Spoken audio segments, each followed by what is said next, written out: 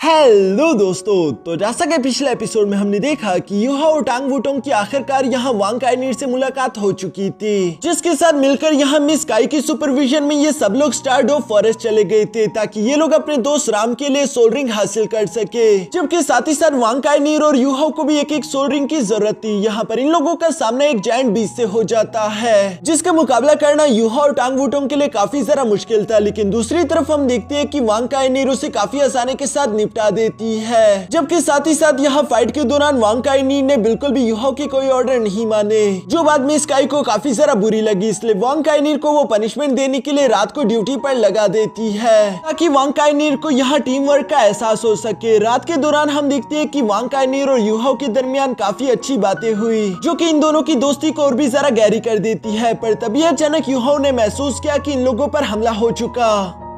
अब आगे तो नेक्स्ट एपिसोड की शुरुआत यहाँ बिल्कुल उसी सीन से शुरू होती है जहाँ यूहो की बात सुनकर यूहो के सब दोस्ती नींद से जाग उठे। यूहो यहाँ पर अपनी सोल डिटेक्शन टेक्निक का इस्तेमाल करते हुए दोस्तों को बता देता है कि सामने की तरफ से हम लोगों पर 3 ब्लड थर्स्टी बेबून्स ने हमला कर दिया, जिनके साथ एक बेबून किंग भी मौजूद है और इस किंग की कल्टिवेशन ऑलमोस्ट 50,000 साल से भी ज्यादा होगी। ये सुनकर टांग वुटोंग जवाब देते हुए कहती है कि ब्लड थर्स्टी बेबून तो काफी ज्यादा एग्रेसिव होते हैं, लेकिन इस वक्त हम लोगों के साथ मिस काई है जो की एक टाइटल डोलो मास्टर होगी, इसलिए मुझे नहीं लगता कि ये लोग हम पर हमला करेंगे। लेकिन दूसरी तरफ यूहो को शक हो रहा था कि मामला इतना भी ज्यादा सिंपल नहीं, क्योंकि ये बेबून्स कभी भी रात में किसी पर हमला नहीं करते। जरूर किसी ने इन बेबून्स को टारगेट करके हम लोगों की तरफ भेजा होगा। मिस काई जानती थी कि वो बेबून हम लोगों के काफी ज्यादा करीब आ चुके, इसलिए वो अपने साथियों से कहती है कि चलो तुम सब लोग फाइट करने के लिए तैयार हो जाओ। मिस काई की ये बात सुनकर तो इन चारों ने फौरन से अपने फाइट करने के लिए पावर्स अनलीश कर ली। दूसरी तरफ वो बेबून किंग भी इन लोगों के काफी ज्यादा करीब पहुंच चुका था। इससे पहले कि वो जंप करके इन पर हमला कर पाता, तभी अचानक यूहा ने अपना किलिंग इंटेंट इन सारे बेबून्स पर लगाना शुरू कर दिया, जो कि राम के सपोर्ट की वजह से काफी ज्यादा इंक्रीज हो चुका था। साथ ही साथ हम देखते हैं कि टांग वुटोंग और वांग काइनीर भी तेजी के साथ आगे की तरफ बढ़ते हुए यहाँ बेबून किंग को हिट करके पीछे की तरफ पटक देती है। लेकिन वो बेबून किंग अभी भी हार मानने के लिए तैयार नहीं, बल्कि वो एक बार फिर से फाइट करने के लिए खड़ा हो गया। यूहा ये सब देखकर अपने मन में कहता है कि जरूर इन्हें किसी ने गुस्सा दिलाया होगा, इसलिए ये हार मानने के लिए तैयार नहीं, बल्कि यहाँ पर बिना सोचे समझे हमला करेंगे। जहां पर हम देखते हैं कि एक बार फिर से फाइट शुरू हो गई। राम पीछे से खड़े होकर इन सब लोगों को सपोर्ट प्रोवाइड कर रहा था, जिसकी वजह से यूहा और बाकी दोनों वांग काइनीर और टांग वुटोंग की पावर इंक्रीज हो गई। टांग वुटोंग यहाँ पर अपने गोल्डन बटरफ्लाई लाइट स्ट्राइक्स का इस्तेमाल कर रही थी, जबकि दूसरी तरफ वांग काइनीर अपने पंचेस का इस्तेमाल करते हुए ब्लड थर्स्टी बेबून को निपटा देती है। ये सब देखकर उस बेबून किंग को तो काफी ज्यादा गुस्सा आ रहा था और वो फौरन से आगे की तरफ बढ़ते हुए जंप करके यहाँ राम पर हमला कर चुका, जो देखकर टांग वुटोंग और वांग काइनीर दोनों ही काफी ज्यादा परेशान हो चुके थे। लेकिन दूसरी तरफ राम तो इसके लिए पहले से ही तैयार था। वो यहाँ पर इस बेबून किंग को चिढ़ाते हुए फौरन साइड पर हट गया, क्योंकि नीचे की तरफ हम देखते हैं कि यूहा एक पावरफुल अटैक रेडी कर चुका, जिसका इस्तेमाल करते हुए यूहा फौरन से हवा में ही उस बेबून किंग को फ्रीज कर देता है। साथ ही साथ हम देखते हैं कि वांग काइनीर भी इस मौके से फायदा उठाते हुए अपने होली ड्रैगन पंच को रेडी कर चुकी, जिसका इस्तेमाल करते हुए तेजी के साथ इस बेबून किंग का भी किस्सा खत्म कर देती है, क्योंकि ये पंच बहुत ही ज्यादा पावरफुल था, जिसके एनर्जी प्रेशर को देखकर वहाँ पर मौजूद बाकी के बचे हुए बेबून्स तो डर के मारे भाग गए। जबकि यूहा यहाँ पर वांग काइनीर के उस पंच को अपने मन में याद करते हुए कहता है कि मैंने सोचा नहीं था कि इस लड़की में इतनी ज्यादा ताकत होगी। इसने एक बेबून किंग जिसके पास 50,000 साल की कल्टीवेशन थी उसे सिर्फ एक पंच में ही ढेर कर दिया। दूसरी तरफ मिस काई इन लोगों की तरफ आते हुए कहती है कि ये बेबून किंग अभी भी जिंदा है, बताओ तुम में से कौन इसकी सोल रिंग हासिल करना चाहेगा। जो सुनकर यूहा मिस काई को जवाब देते हुए कहता है कि वैसे तो ये बेबून किंग मेरे साथ उतना ज्यादा कंपैटिबल नहीं, लेकिन इसकी ये ब्लड थर्स्टी वाली एनर्जी मेरे काम आ सकती है, मैं इसको अपनी स्पिरिट आइस के साथ यूज कर सकता हूँ। यूहा भी ये कह ही रहा था, तभी अचानक वांग काइनीर बीच में आते हुए कहती है कि ये तुम्हारे साथ कंपैटिबल नहीं, इसलिए मैं इसे अपने पास रखना चाहती हूँ। जो सुनकर सब लोग ही हैरान हो गए, लेकिन टांग वुटोंग ये सब बर्दाश्त नहीं करती, बल्कि वो गुस्सा होकर आगे की तरफ आते हुए कहती है कि क्या तुम्हें मालूम नहीं कि यूहा तुमसे पहले शेक एकेडमी आया था, वो तुम्हारा सीनियर है, इसलिए यूहा की मर्जी होगी कि वो इस बीस्ट को रखना चाहता है या नहीं। अगर तुम कहो भी कि ये बीस्ट यूहा के साथ कंपैटिबल नहीं तो यूहा तुम्हारी बात क्यों माने। जो सुनकर वांग काइनीर यूहा की तरफ देखते हुए कहती है कि क्या तुम्हें मुझ पर भरोसा है। जो सुनकर यूहा जवाब देते हुए कहता है कि हाँ ठीक है, अगर तुम कह रही हो तो मैं तुम्हारी बात मान लेता हूँ। इसलिए हम देखते हैं कि यूहा ने यहाँ पर ये बीस्ट वांग काइनीर को दे दिया, क्योंकि यूहा के मुताबिक हम लोग एक दूसरे की टीममेट है और टीममेट्स पर भरोसा करना जरूरी है। दूसरी तरफ मिस वांग काइनीर ये जानकर थोड़ी सी शॉक हो गई थी, क्योंकि उसने सोचा नहीं था कि यूहा उसकी बात इतनी आसानी से मान लेगा। इसके बाद हम देखते हैं कि वांग काइनीर बेबून किंग के पास जाते उसे निपटाकर यहाँ उसकी उसकी सोल रिंग को एब्जॉर्ब करना चाहती थी। साथ ही साथ वो युहाओ से कहती है कि एक बार मैं ये सोल रिंग एब्जॉर्ब कर लूं, उसके बाद मैं तुम्हें एक ऐसी जगह पर लेकर जाऊंगी जहां पर तुम्हें सबसे बेस्ट सूटेबल सोल रिंग मिलेगी, मुझ पर भरोसा रखो। युहाओ को तो उस पर वैसे भी भरोसा था। इसके बाद हम लोगों को कुछ घंटे बाद का सीन दिखाया जाता है जहां पर हम देखते हैं कि टांग वुटोंग को तो काफी सारा गुस्सा आया हुआ था कि आखिर युहाओ ने उस लड़की पर भरोसा क्यों किया, जबकि युहाओ भी यहाँ टांग वुटोंग के पास आकर उसे समझाते हुए कहता है कि वांग काइनीर हमारी टीम का हिस्सा है, इसलिए उस पर भरोसा तो करना ही चाहिए। दूसरी तरफ राम भी युहाओ की ये बात सुनकर उससे कहता है कि यार तुम दिल के बहुत अच्छे हो, सच कहूँ तो मुझे तुमसे जलन होती है। यह इसके बाद ये लोग इसी तरह से बातें करते हुए आराम करने लगे और हमें सुबह का सीन दिखाया जाता है जहाँ टांग वुटोंग अभी भी सो रही थी। उसकी आंख जैसे ही ओपन हुई वो सबसे पहले अपने सामने युहाओ को देखती है जो कि टांग वुटोंग के लिए खाने के लिए खाना और पीने के लिए पानी लाया हुआ था, जो देखकर दूसरी तरफ राम को तो जलन हो रही थी। वो अपना सर पकड़ते हुए कहता है कि आखिर तुम दोनों हम जैसे सिंगलों के जख्मों पर नमक कैसे छिड़क सकते हो, पता नहीं क्यों अभी तक मुझे कोई ऐसा केयरिंग पार्टनर क्यों नहीं मिला जो कि आंख खुलते साथ ही मेरे सामने नाश्ता हाजिर कर दे। दूसरी तरफ हम देखते हैं कि तभी अचानक वांग काइनीर ने भी अपनी सोल रिंग एब्सॉर्ब कर ली थी, जो देखकर टांग वुटोंग अपने मन में कहती है कि इस लड़की की बॉडी तो वाकई में काफी स्ट्रॉन्ग है, क्योंकि इसने सिर्फ 3 घंटों के अंदर एक ऐसी सोल रिंग एब्सॉर्ब कर ली जो कि 50,000 साल पुरानी है। इवन कि वांग काइनीर भी यहाँ पर टांग वुटोंग की स्ट्रेंज बॉडी के बारे में बात करते हुए कहता है कि इसकी स्ट्रेंथ वाकई में बेमिसाल है, पता नहीं आखिर वांग काइनीर की हिस्ट्री क्या होगी और ये लड़की आई कहाँ से। फिलहाल तो ये लोग वांग काइनीर के बारे में कुछ भी नहीं जानते। दूसरी तरफ हम देखते हैं कि वांग काइनीर ने चूंकि सोल रिंग एब्सॉर्ब कर ली थी, इसलिए वो यहाँ इन लोगों के पास आते हुए कहती है कि मेरा काम हो गया, अब वादे के मुताबिक युहाओ मैं तुमको एक ऐसी जगह पर लेकर जाऊंगी जहाँ पर तुम्हें सबसे ज्यादा सुटेबल सोल रिंग मिल सके। वांग काइनीर की ये बात सुनकर मिस कायो से सवाल करते हुए पूछती है कि क्या तुम स्टारडो फॉरेस्ट के बारे में अच्छे से जानती हो, जो सुनकर वांग काइनीर जवाब देते हुए कहती है कि हाँ बिल्कुल, क्योंकि कुछ वक्त पहले मैं यहाँ पर ट्रेनिंग करने के लिए आई थी और मैंने यहाँ पर पूरे 1 साल ट्रेनिंग की है, इसलिए स्टारडो फॉरेस्ट को मैं अच्छे से पहचानती हूँ। जो कहती वांग काइनीर ने फॉरेस्ट से अपने डबल साइडेड स्पेयर वेपन को भी बाहर निकाल लिया था, जिसे देखकर शुरू में तो युहाओ को लगता है कि शायद ये कोई सोल गाइडेंस वेपन होगा, लेकिन करीब से देखने पर युहाओ को समझ आ जाता है कि नहीं, ये वेपन कोई सोल गाइडेंस वेपन नहीं बल्कि ये कुछ अलग और खास तरह का वेपन है। तभी अचानक वांग काइनीर ने इन लोगों से कहा कि चलो मुझे फॉलो करो, जो सुनकर ये लोग बिल्कुल ऐसे ही करते हैं। यहाँ स्टारडो फॉरेस्ट में तेजी के साथ आगे की तरफ बढ़ते हुए अचानक वांग काइनीर को सामने की तरफ कुछ लोग दिखाई दिए, जिसकी वजह से ये लोग फोन से रुकते हुए एक जगह पर जाकर छुप जाते हैं। यहाँ युहाओ अपने सोल डिटेक्शन टेक्निक की मदद से इन लोगों को सामने का नजारा दिखाता है, जहाँ पर 3 इवल सोल मास्टर थे और इन्होंने एक फायर रैट को पकड़कर उसकी सोल को रिफाइन करना शुरू कर दिया था, जो मेथड बहुत ही ज्यादा क्रूल था। ये देखकर किसी को भी समझ नहीं आ रहा था कि आखिर ये तीनों इवल सोल मास्टर यहाँ स्टारडो फॉरेस्ट में क्यों आए और आखिर इन लोगों की इस फायर रैट की सोल को रिफाइन करने की वजह क्या थी। जिस फायर रैट की सोल को रिफाइन करने के बाद ये लोग उसे तेजी के साथ कुछ ढूंढने के लिए बेच देते हैं। मिस काई ये बात तो जानती रही कि हम लोग इतनी आसानी के साथ यहाँ इन इवल सोल मास्टर्स को वापस जाने तो नहीं दे सकते, इसलिए वो अपनी टीम को 2 हिस्सों में डिवाइड कर चुकी, जहाँ वो युहाओ टांग वुटोंग से कहती है कि तुम दोनों आगे की तरफ बढ़ते उन तीनों मास्टर से फाइट करोगे, जबकि वांग काइनीर और राम को मिशन दिया गया कि वो उस फायर रैट की सोल को फॉलो करते हुए पता लगाएंगे कि आखिर ये इवल सोल मास्टर यहाँ पर क्या करने आए हैं। यहाँ मिस काई की तरफ से मिलने वाले ऑर्डर्स के बाद इन लोगों ने फर्नेस से 7 शाइड डेविल्स वाले मास्क पहनते हुए अपने मिशन को शुरू कर दिया। दूसरी तरफ कुछ लम्हों बाद हम देखते हैं कि वो फायर रैट वाली सोल वापस आ चुकी थी, जिसे पाकर वो सोल मास्टर खुश होते हुए कहता है कि भाइयों आखिरकार मुझे वो लोकेशन मिल गई, चलो तुम लोग तैयार हो जाओ। जो सुनकर बाकी के दोनों इवल सोल मास्टर्स तो काफी ज्यादा खुश हो गए और साथ ही साथ हम देखते हैं कि उन लोगों ने वहां पर एक इवल स्पेल को परफॉर्म करते हुए किसी तरह की बीस्ट को भी समन करना शुरू कर दिया, जो कि पूरी तरीके से इन इवल सोल मास्टर्स के कंट्रोल में है। युहाओ और वांगडोंग भी चुपके ये सब देख रहे थे। इसके बाद सीन शिफ्ट होकर दूसरी तरफ वांग काइनीर और राम पर आ जाता है, जो कि उस फायर रैट को फॉलो करते करते केव तक पहुंच गए थे और ये लोग जानना चाहते थे कि आखिर इस केव के अंदर है क्या,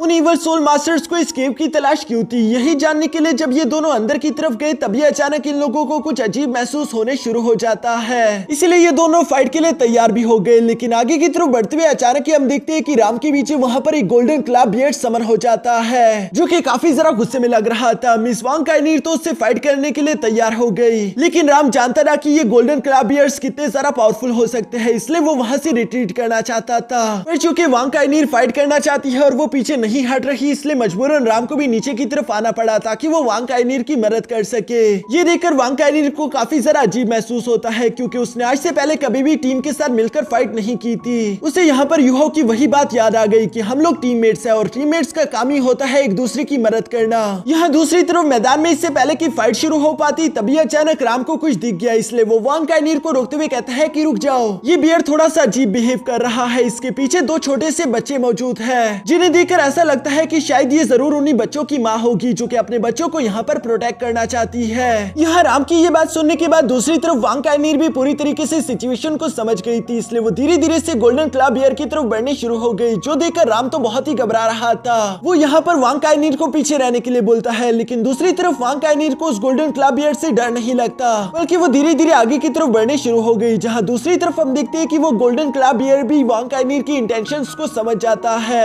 ये देखकर ऐसा लगता है जैसे कि वांग काइनीर ने टेलीपैथी के थ्रू उस बीस्ट से कनेक्शन बना लिया हो, इसकी वजह से वो बीस्ट अब ज्यादा गुस्सा नहीं हो रहा था। दूसरी तरफ सीन शिफ्ट होकर उन तीन इवल सोल मास्टर्स पर आ जाता है, जिनके पास भी एक गोल्डन क्ला बियर्ड बीस्ट था, लेकिन इस बीस्ट को वो लोग अपनी डार्क मैजिक का इस्तेमाल करते हुए कंट्रोल कर रहे थे। यूहो और टांग वुटोंग चुपके से ये सारा नजारा देख रहे हैं, जहाँ इन लोगों को उन इवल सोल मास्टर्स का प्लान भी समझ आ गया। वो लोग आपस में बातें करते हुए कह रहे थे कि भाइयों अब वक्त आ चुका है, हम लोग इस मेल गोल्डन क्ला बियर का इस्तेमाल करते हुए फीमेल गोल्डन क्ला बियर को इंजर्ड करेंगे। जब इन दोनों बीस्ट के दरमियान फाइट चल रही होगी तो हम लोग मौके का फायदा उठाकर उसके बच्चों को चुरा लेंगे। और जैसा कि हम जानते हैं कि उस गोल्डन क्ला बियर ने अभी कुछ दिन पहले ही अपने बच्चों को जन्म दिया है, इसलिए वो काफी ज्यादा वीक होगी, जिसकी वजह से हम उस बीस्ट को भी हराकर अपना बंदी बना लेंगे। लेकिन सबसे ज्यादा काम के तो उसके छोटे से बच्चे होंगे, क्योंकि ये बच्चे अभी बहुत ही छोटे हैं, तो इसलिए हम इन्हें अच्छे से ट्रेन कर सकते हैं। एक बार ये बड़े हो जाए उसके बाद ये पूरी तरीके से किलिंग मशीन बन जाएंगे। हम इन गोल्डन क्ला बियर बीस्ट का इस्तेमाल करते हुए शहरों पर हमला करते हुए बड़ी से बड़ी तबाही मचा सकेंगे।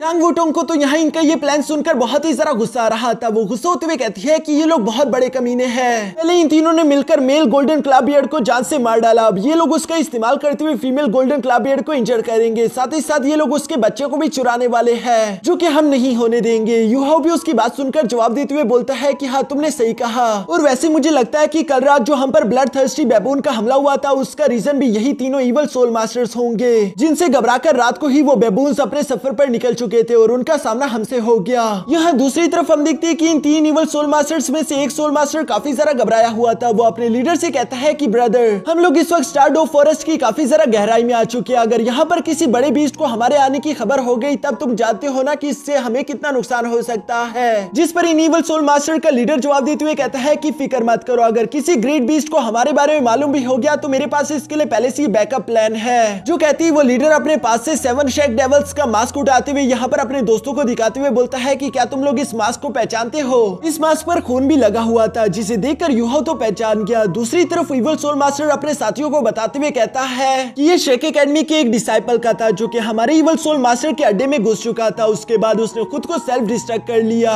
जहाँ उस लड़के के मरने के बाद ये मास्क मुझे वहाँ से मिला था। और मेरा प्लान यही है कि अगर आज के दिन किसी ग्रेट बीस्ट को हमारे यहाँ आने की खबर मिल चुकी तो मैं उस क्राइम सीन पर ये मास्क छोड़ दूंगा। जैसे ही उन बीस्ट को ये मास्क मिलेगा उन्हें लगेगा कि शेक एकेडमी ने ही उनके बीस्ट पर हमला किया होगा, जिन्होंने यहाँ पर आकर ये तबाही मचाई। फिर वो सारे ग्रेट बीस्ट मिलकर यहाँ शेक एकेडमी पर हमला कर देंगे। अपने लीडर का इतना अच्छा प्लान सुनकर बाकी के दोनों खुश होते हुए कहते हैं कि वाओ लीडर, तुम तो कमाल के हो, इस तरह से तो हम लोग एक तीर से 2 शिकार कर देंगे। यहाँ यूहो इनकी बातें सुनकर बहुत ही गुस्सा हो रहा था। उसे अपने दोस्तों की वो बुरी हालत और वो कुर्बानियां याद आ गई थी, इसलिए वो गुस्सा होते हुए टांग वुटोंग से कहता है कि मेरी मदद करो, मैं इन तीनों कमीनों को सिर्फ एक ही हमले में जान से मार देना चाहता हूँ। जो सुनकर टांग वुटोंग बिल्कुल ऐसे ही करती है। उसने यूहो के साथ अपनी एनर्जी शेयर करना शुरू कर दी थी, जबकि दूसरी तरफ यूहो भी अपने level 7 customize soul guardians cannon Thor wrath को बाहर निकाल लेता है, जिसके इस्तेमाल करते हुए यूहो ने एक बहुत ही ज्यादा पावरफुल थंडर अटैक उन 3 इवल सोल मास्टर्स पर चल दिया। इसका काउंटर इफेक्ट इतना ज्यादा खतरनाक था कि यूहो और टांग वुटोंग भी पीछे की तरफ धकेले गए। फिर दूसरी तरफ हम देखते हैं कि उन तीनों इवल सोल मास्टर्स को तो कुछ भी नहीं हुआ था, बल्कि उनके नेदर वर्ल्ड के स्नेक ने उन्हें पूरी तरीके से प्रोटेक्ट कर लिया था, जिसकी वजह से उन तीनों इवल सोल मास्टर्स की जान नहीं गई, बल्कि वो थोड़ी बहुत इंजर्ड हो चुके थे। जो देखकर यूहो को भी अपनी आंखों पर यकीन नहीं आ रहा था। वो हैरान होते हुए कहता है कि मेरे लेवल 7 के थोर रैथ अटैक को इस नेदर वर्ल्ड के स्नेक ने इतनी आसानी के साथ ब्लॉक कर लिया।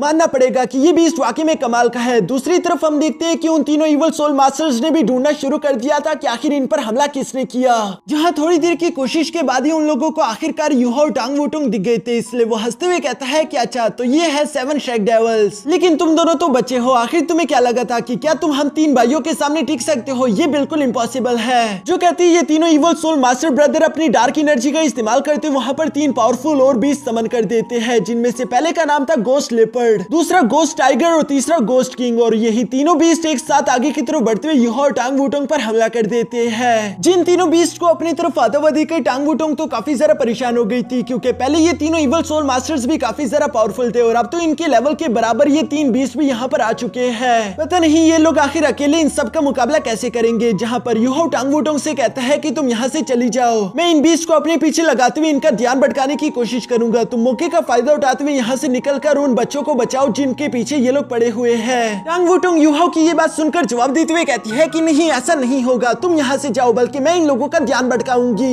यहाँ ये दोनों ही एक दूसरे के लिए कुर्बानी देने के लिए तैयार थे, जो देखकर उन इवल सोल मास्टर्स को तो इन पर हंसी आ रही थी। और तभी अचानक हम देखते हैं कि वही मदर गोल्डन क्लॉ बियर तेजी के साथ पीछे से भागते हुए यहाँ पर पहुंच गई थी, जिसका एनर्जी प्रेशर बहुत ही ज्यादा खतरनाक था। जिस बीस्ट के कंधे पर वांग काइनीर भी सवार थी और हमें जानने को मिलता है कि वांग काइनीर ही इस बीस्ट को अपनी मदद करने के लिए यहाँ पर बुला कर लाई है। यहाँ दूसरी तरफ इवल सोल मास्टर वांग काइनीर को देखकर सवाल करते हुए कहता है कि बच्ची आखिर तुम कौन हो, जिस पर वांग काइनीर अपने स्पेयर को उस पर तानते हुए कहती है कि वही बच्ची जो आज तुम्हारी जान लेगी। जो सुनकर उस इवल लीडर को तो काफी ज्यादा गुस्सा आ गया था। वो वांग काइनीर से कहता है कि तुम अभी एक बच्ची हो और बच्ची को बड़ों के साथ बदतमीजी नहीं करनी चाहिए। जो कहते साथ ही वो अपने गोस्ट लेपर्ड को तेजी के साथ आगे की तरफ भेजते हुए यहाँ गोल्डन क्लॉ बियर्ड पर अटैक करवाना शुरू हो चुका, जहाँ पर हम देखते हैं कि उस लेपर्ड की रफ्तार बहुत ही तेज थी, जिसकी वजह से गोल्डन क्लॉ बियर्ड का कोई भी अटैक उस गोस्ट लेपर्ड को हिट नहीं कर पा रहा था और वो तेजी के साथ अपने पंजों से उससे इंजर्ड करता ही जा रहा है। लेकिन दूसरी तरफ गोल्डन क्लॉ बियर्ड के कंधे पर वांग काइनीर भी मौजूद थी, जहाँ पर हम देखते हैं कि वो गोस्ट लेपर्ड उस पर भी हमला करने की कोशिश करता है। फिर दूसरी तरफ वांग काइनीर का रिएक्शन टाइम भी काफी ज्यादा फास्ट था, जहाँ पर वो अपने स्पेयर का इस्तेमाल करते हुए गोस्ट लेपर्ड पर हमला कर देती है। वांग काइनीर के स्पेयर अटैक की वजह से हम देखते हैं कि वो लेपर्ड तकड़ाकर फौरन जमीन से जा लगा, जिस मौके का फायदा उठाकर गोल्डन क्लॉ बियर्ड ने भी तेजी के साथ हमला करते हुए यहाँ पर इस गोस्ट लेपर्ड की कहानी खत्म कर दी। जहाँ गोस्ट लेपर्ड को जान से मारने की वजह से दूसरी तरफ हम देखते हैं कि उस इवल लीडर को भी काफी ज्यादा इंटरनल इंजरीज हो गई, क्योंकि असल में इवल लीडर ने अपनी सोल का इस्तेमाल करते हुए इस गोस्ट लेपर्ड को ताकतवर किया था। यूहाओ यहाँ उस इवल सोल मास्टर की ऐसी कंडीशन देखकर समझ जाता है कि ये कोई नॉर्मल बीस्ट नहीं है, बल्कि इन बीस्ट को इन इवल सोल मास्टर ने अपनी सोल का इस्तेमाल करके ही पावरफुल किया होगा। इसलिए हम अगर इन बीस्ट को जान से मार डाले तो इन इवल सोल मास्टर्स को भी काफी ज्यादा इंजरीज होगी। जबकि दूसरी तरफ हम देखते हैं कि वो दोनों इवल सोल मास्टर अपने भाई को यूं इंजर्ड होता हुआ देखकर काफी ज्यादा गुस्से में आ चुके थे। इसलिए वो दोनों फैसला करते हैं कि हम दोनों मिलकर एक साथ ही हमला करते हुए पहले इस लड़की को निपटाएंगे।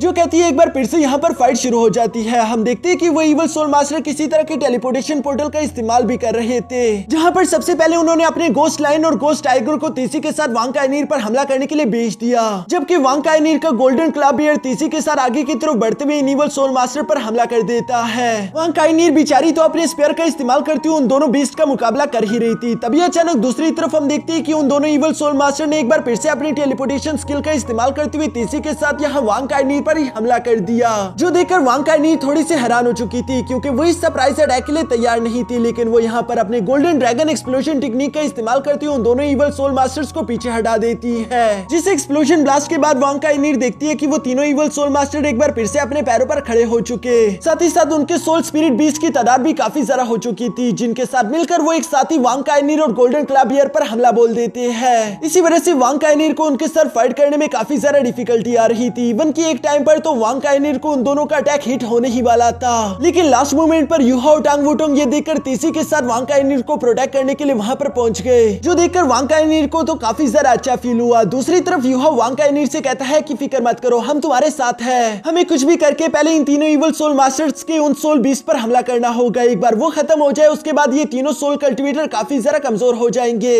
वांग काइनीर यहाँ यूहाओ की ये बात सुनकर बिल्कुल ऐसे ही करती है। उसने अपने स्पेयर का इस्तेमाल करते हुए तेजी के साथ वहां पर मौजूद सोल बीस्ट पर अटैक करना शुरू कर दिया, जहां उसने अपने स्पेयर के एक पावरफुल अटैक से कई सारे बीस्ट को इंजर्ड कर दिया। इसकी वजह से वो तीन इवल सोल कल्टिवेटर भी परेशान हो गए थे। अब यहाँ इन तीनों को फाइट करने के लिए कुछ और प्लान्स की जरूरत पड़ेगी, जिसके साथ ही हमारा ये एपिसोड यहीं पर खत्म हो जाता है।